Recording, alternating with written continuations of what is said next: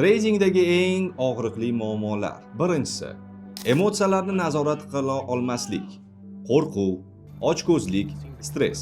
Qo'rqib erta pozitsiyalarni yopish yoki ochko'zlik bilan ortiqcha xavf qilish ko'p zarar keltiradi. Keyingisi esa revenge trading. Yo'qotilgan pulni tezda qaytarishga urinib, yana yo'qotish. Bu hammada kuzatiladigan klassik xatolar. Ikkinchisi, riskni boshqara olmaslik. Hammasini bitta savdoga tikish.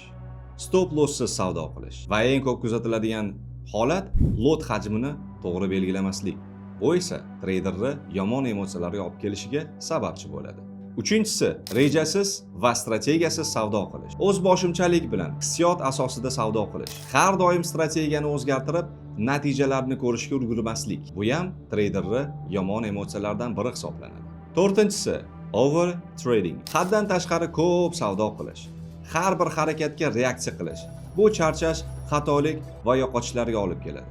Beshinchisi, yaxshi risk reward nisbatini tushunmaslik.